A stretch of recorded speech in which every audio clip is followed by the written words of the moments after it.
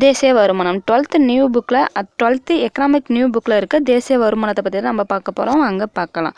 First தேசிய வருமானத்தை பற்றி யார் என்னென்ன கருத்து சொல்லியிருக்காங்கன்னு சொல்லிட்டு பார்க்கலாம். தேசிய வருமானத்தை பற்றி சாமுவேல்சன்றவர் என்ன சொல்லியிருக்காருன்னா, பெரிய பிரச்சனையான வேலைவாய்ப்பின்மை, பணவீக்கம் மற்றும் வளர்ச்சி இதெல்லாம் சமாளிக்கிறதுக்காக தயாரிக்கப்பட்ட தவிர்க்க முடியாத ஒரு தயாரிப்பு தான் தேசிய வருவாய் அப்படின்னு சொல்லிட்டு சாமுவேல்சன் சொல்கிறார். அந்த கூற்று பார்த்திங்கன்னா, பெரிய பிரச்சனைகளான வேலைவாய்ப்பின்மை, பணவீக்கம் மற்றும் வளர்ச்சி ஆகியவற்றை சமாளிப்பதற்காக தயாரிக்கப்பட்ட தவிர்க்க முடியாத தயாரிப்பே தேசிய வருமானம் என்னும் கருத்தாக ஆகும். யார் சொல்கிறது? சாமுவேல்சன். அதுக்கப்புறம் தேசிய வருமானம்ன்ற கூற்றை ஃபஸ்ட்டு சொன்னது யாருன்னு பார்த்தீங்கன்னா சைமன் குஷ்னெட்.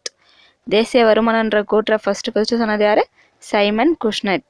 ஆல்பர்ட் மார்ஷல்ஸ் தேசிய வருமானத்தை பற்றி என்ன சொல்கிறாருன்னா, ஒரு நாட்டில் உழைப்பும் முதலும் சேர்ந்து அந்த நாட்டில் இருக்க இயற்கை வளங்கள்லாம் பயன்படுத்தி பண்டங்கள் மற்றும் பணிகளை உருவாக்குவது தான் தேசிய வருமானம் சொல்கிறார். அந்த கூற்று என்னன்னு பார்த்தீங்கன்னா, ஒரு நாட்டில் உள்ள உழைப்பும் முதலும் சேர்ந்த அங்குள்ள இயற்கை வளங்களை பயன்படுத்தி பண்டங்கள் மற்றும் பணிகளை உருவாக்குகின்றன. இதுவே அந்நாட்டின் நிகர ஆண்டு வருமானம் அல்லது தேசிய வருவாய் அல்லது தேசிய ஈவுத்தொகை ஆகும். Albert marshal.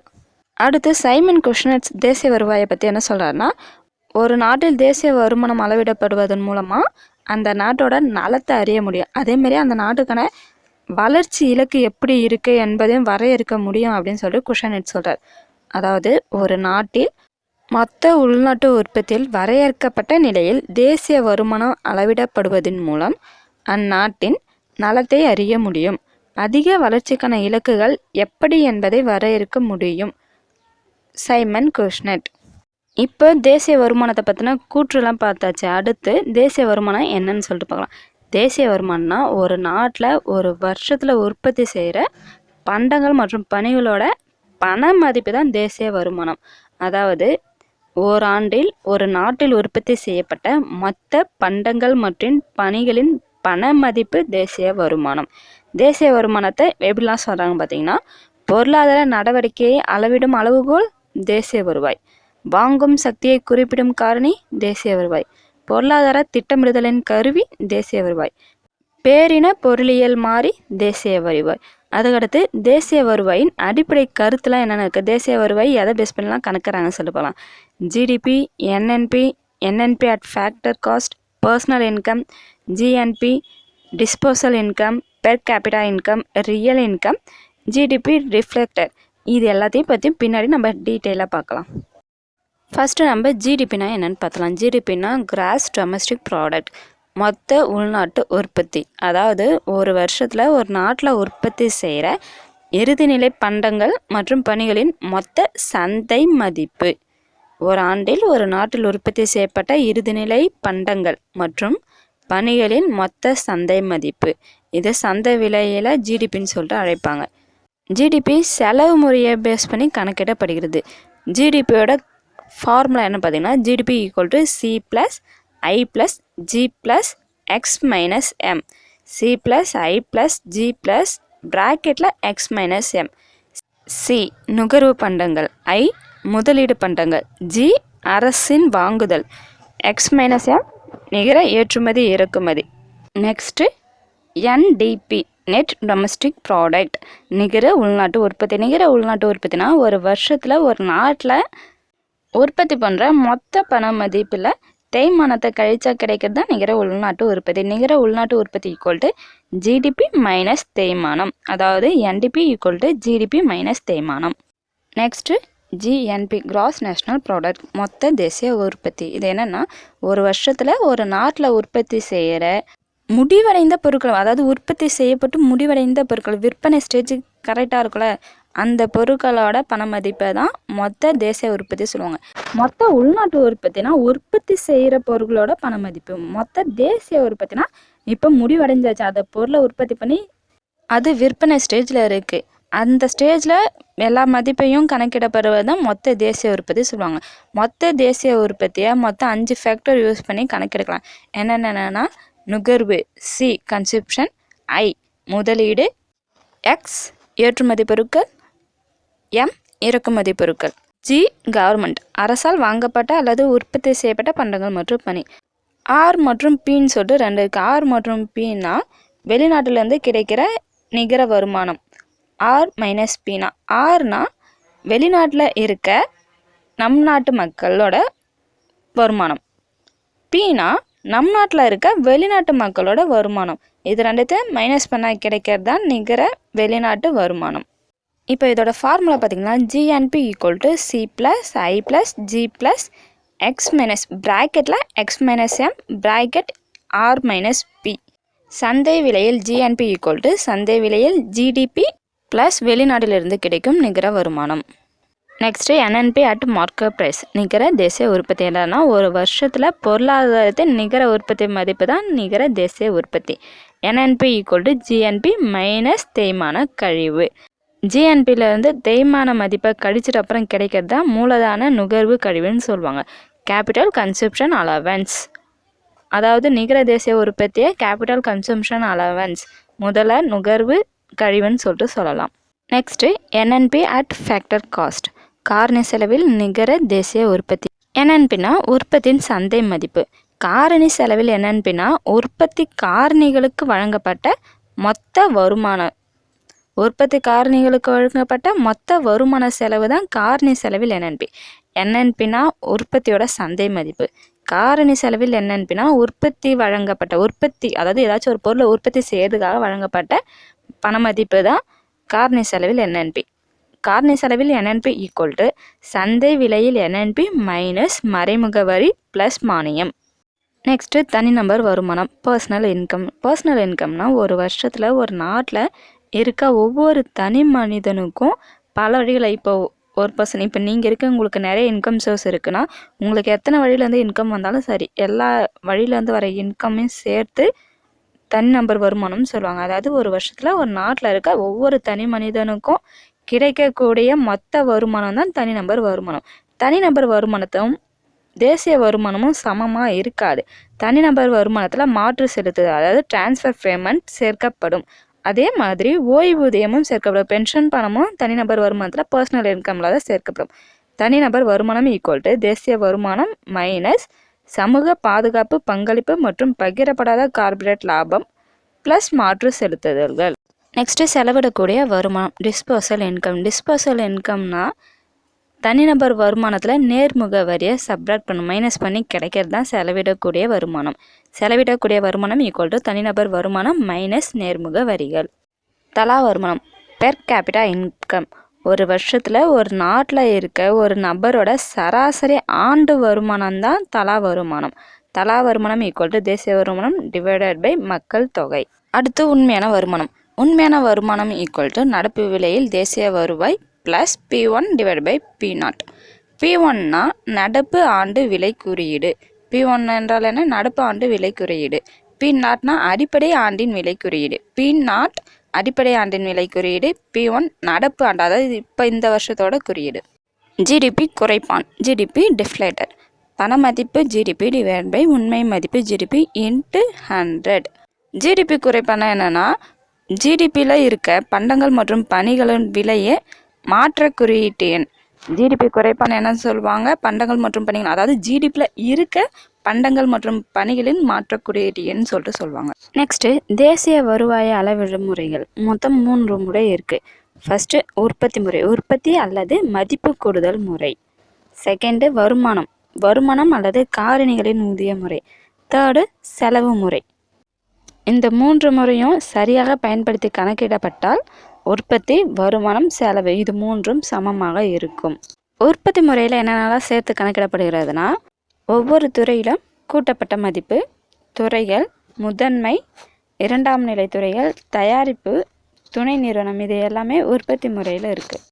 காரணி வருவாய் முறையில் சம்பளம், கூலி, லாபம், வாடகை இதெல்லாம் சேர்க்கப்படுகிறது. செலவு முறையில் நுகர்ச்சி, அரசு செலவு, முதலீடு, இருப்பு மதிப்பு மாறல், ஏற்றுமதி, இறக்குமதி, ஜிடிபி இது எல்லாமே சேர்க்கப்படுகிறது. உற்பத்தி முறைனா ப்ராடக்ட் மெத்தட். நாட்டோட உற்பத்தியை கணக்கிடுறதுக்கு இது பயன்படுகிறது. சரக்கு முறையில் இது யூஸ் ஆகுது. அதே மாதிரி இதில் ஒரு பொருள் இருமுறையோ இல்லை பல முறையோ கணக்கில் வர வாய்ப்பு இருக்குது. இதற்கு இருமுறை கணக்கில் என்று பெயர். இருமுறை கணக்கிடல் என்று பெயர். இந்த இருமுறை கணக்கிடலை தவிர்க்கிறதுக்கு என்ன பண்ணணும்னா, ஒரு பொருளோட இறுதி நிலை மதிப்பையோ அப்படி இல்லைன்னா அந்த துறையில் ஏற்பட்ட மதிப்பு கூட்டலையோ கணக்கில் எடுத்துக்கணும். அதாவது இப்போ ஏதாச்சும் ஒரு ப்ராடக்ட் செய்கிறாங்கன்னா, இப்போ சர்க்கரை செய்கிறாங்கன்னா கரும்பு சக்கை இது எல்லாத்தையுமே எடுத்துக்காமல் லாஸ்ட்டாக என்ன ஒரு ப்ராடக்ட் வெளியே வருது, சர்க்கரை தானே வெளியே வருது, அதோட மதிப்பை மட்டும் எடுத்துக்கணும். அதை விட்டு கரும்புக்கு தனியாக எடுத்துக்கூடாது, சர்க்கரைக்கு தனியாக எடுத்துக்கூடாது. அந்த மாதிரி எடுத்தோம்னா உற்பத்தி முறையில் கணக்கோட கூடுதல் குறைவோ ஏறவோ வாய்ப்பு அதிகமாக இருக்குது. ஸோ இதை தவிர்க்கிறதுக்கு என்ன பண்ணணும், லாஸ்ட்டாக என்ன ப்ராடக்ட் உருவாகுதோ அதை மட்டும் எடுத்துக்கணும்.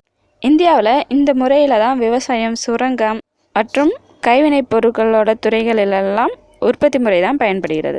அடுத்து வருமான முறைனா இன்கம் மெத்தடு. இதை சம்பாதிக்க முறையும் சொல்லுவாங்க. வருமான முறைன்னு சொல்லுவாங்க, சம்பாதிக்க முறைன்னு சொல்லுவாங்க. தேசிய வருவாயை கணக்கிடுறதுல இதில் இருந்தால் பகிர்வு நிறையா போகுது. கணக்கிடுதலோட வகை வந்து மூணு வகையாக பிரித்து கணக்கிடுறாங்க. என்னென்னா உழைப்பாளர் வருமானம், மூலதன வருமானம், கலப்பு வருமானம். உழைப்பாளர் வருமானம் எதெல்லாம் பேஸ் பண்ணியிருக்குன்னா கூலி, சம்பளம், உற்பத்தி திறன். மூலதன வருமானம் எதெல்லாம் பேஸ் பண்ணியிருக்குன்னா லாபம், வட்டி, லாப ஈவு. கலப்பு வருமானம் எதெல்லாம் பேஸ் பண்ணியிருக்குன்னா விவசாயம், சிறு தொழில் மற்றும் பிற வேலையிலிருந்து கிடைக்கும் வருமானம். உள்நாட்டு காரணி வருவாயுடன் ஏற்றுமதி இறக்குமதியின் நிகர வருவாய் கூடுவதன் மூலம் தேசிய வருவாய் கணக்கிடப்படுகிறது. Y = W + R + I + by + R - P.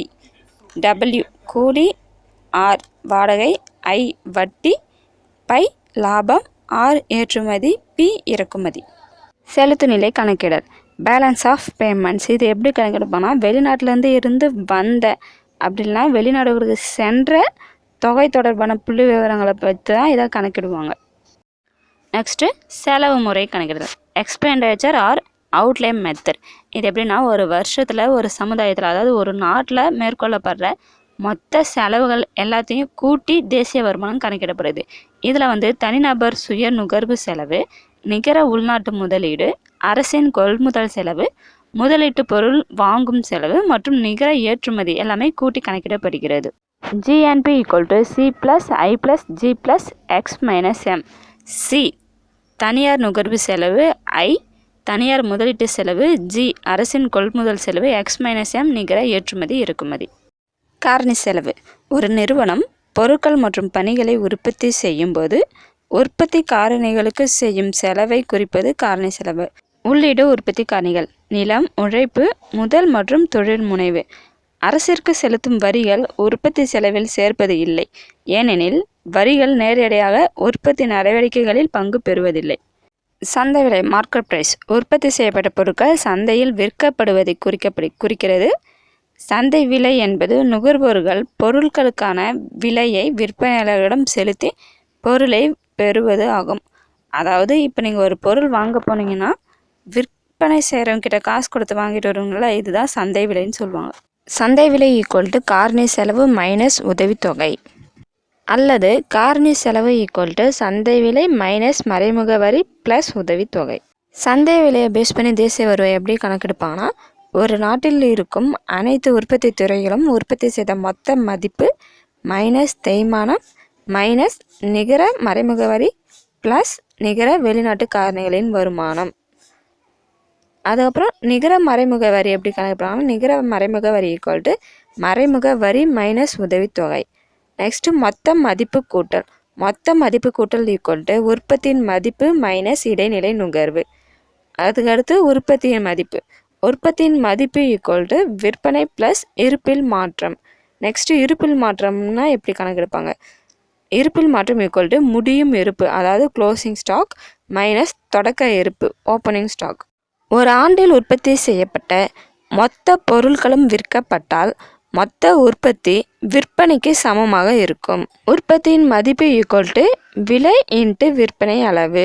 GDP = தனியார் இறுதி நுகர்வு செலவு அரசின் இறுதி நுகர்வு செலவு மொத்த உள்நாட்டு மூலதன ஆக்கம் நிகர ஏற்றுமதி. தேசிய வருவாய் பகுத்தாய்வின் முக்கியத்துவம். தேசிய வருவாய் பொருளாதாரத்தின் கணக்கு அல்லது சமூக கணக்கு, சோசியல் அக்கவுண்டிங் என சொல்லப்படுகிறது. தேசிய வருமானத்தில் பல்வேறு துறைகளின் பங்களிப்பை பற்றி அறிய முடிகிறது. பொருட்கள் எவ்வாறு உற்பத்தி செய்யப்படுகின்றன, பகிரப்படுகின்றன, செலவிடப்படுகின்றன, சேமிக்கப்படுகின்றன, வரி விதிக்கப்படுகின்றன என அறிய முடிகிறது. பணவியல் மற்றும் நிதி கொள்கையை உருவாக்க தேசிய வருவாய் பகுத்தாய்வு உதவுகிறது. திட்டங்களின் விளைவுகளின் புள்ளி விவரங்களை கணக்கிட பயன்படுகிறது. குறுகிய மற்றும் நீண்டகால பொருளாதார மாதிரிகளை உருவாக்க பயன்படுகிறது.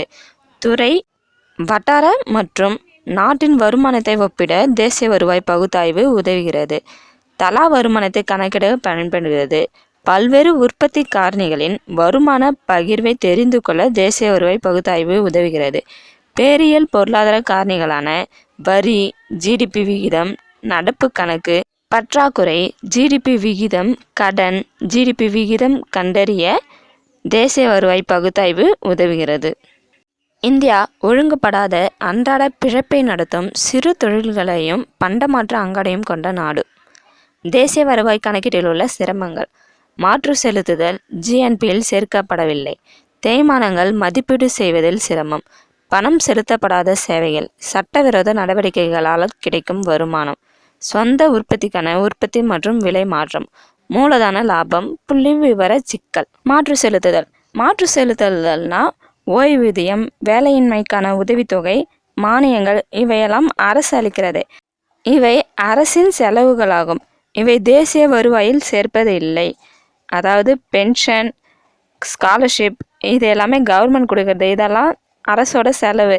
ஆனால் இதெல்லாம் தேசிய வருவாயில் சேர்க்கப்படுவதில்லை. தேய்மான மதிப்பீடுதல சிக்கல்: விபத்து இழப்பீடு, பழுது கட்டணங்கள் இவையெல்லாம் தேசிய வருமானத்திலேருந்து கழிப்பது கடினம்.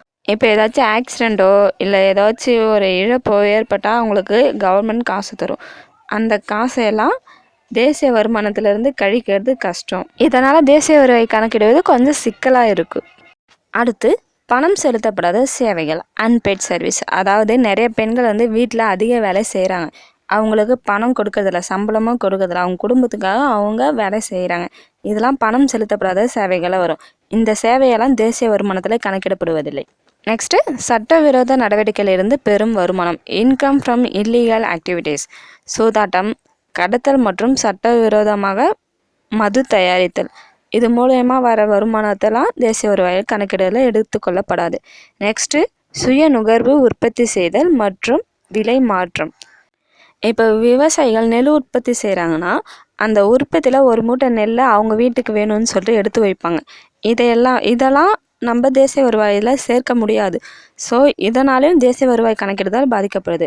நெக்ஸ்ட்டு மூலதன லாபம். மூலதன லாபம் வீடு, சொத்து போன்றவையெல்லாம் தேசிய வருவாய் கணக்கில் சேர்க்கப்படுவதில்லை.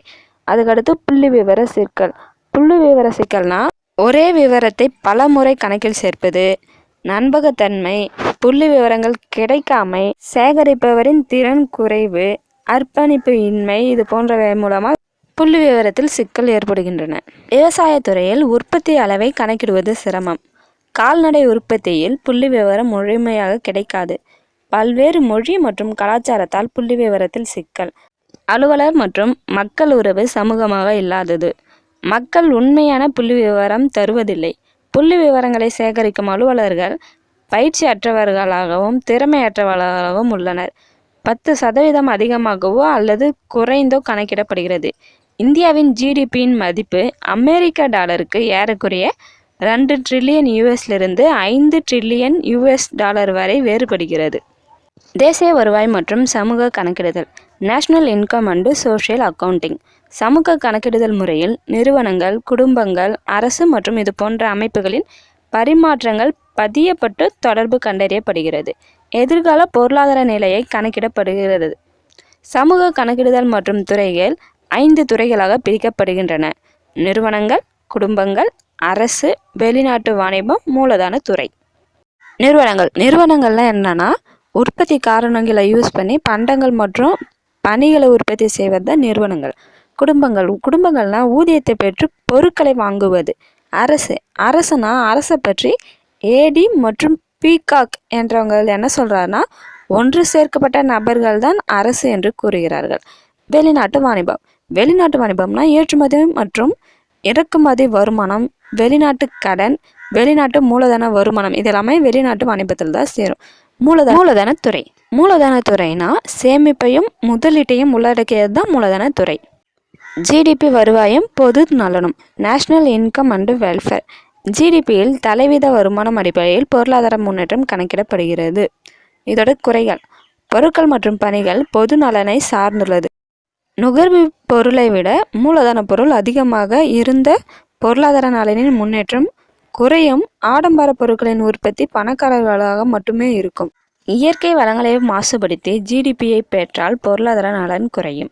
பெண்கள் மற்றும் உழைப்பாளர்கள் அதிக நேரம் வேலை செய்தால் பொருளாதார நலன் குறையும். PQLI பொருளாதார நலன் குறியீட்டு எண். PQLI மக்களின் வாழ்க்கை தரம், வாழும் காலம் மற்றும் கல்வி அறிவு போன்றவற்றை கொண்டு கணக்கிடப்படுகிறது. PQLI physical quality of life index. தேசிய வருவாய் மற்றும் நாட்டின் செல்வம் அழிக்கப்படுதல். Income and erosion of national wealth. இயற்கை வளங்கள் அழிக்கப்படுகின்றன, இதனால் எதிர்கால வளர்ச்சி குறைகிறது. இயற்கை வளங்களின் இழப்பை தேசிய வருவாயிலிருந்து கழிக்க வேண்டும். நம்ம இவ்வளோ நேரம் இந்த லெசனில் பார்த்தது எல்லாத்தையும் இப்போ ஷார்ட்டாக பார்க்க போகிறோம். ஃபஸ்ட்டு GNP மொத்த தேசிய உற்பத்தி. மொத்த தேசிய உற்பத்தி என்றால் ஒரு ஆண்டில் ஒரு நாட்டில் உற்பத்தி செய்யப்பட்ட பண்டங்கள் மற்றும் பணிகளின் பண மதிப்பு. இது தேய்மானத்தையும் நிகர ஏற்றுமதியையும் உள்ளடக்கியது. அடுத்து நிகர தேசிய உற்பத்தி NNP. ஒரு ஆண்டில் ஒரு நாட்டில் உற்பத்தி செய்யப்பட்ட பண்டங்கள் மற்றும் பணிகளின் பண மதிப்பு. இதில் தேய்மானத்தை கழித்து நிகர ஏற்றுமதியை கூட்ட வேண்டும். நெக்ஸ்ட்டு காரணி செலவில் NNP அட் ஃபேக்டர் காஸ்ட்.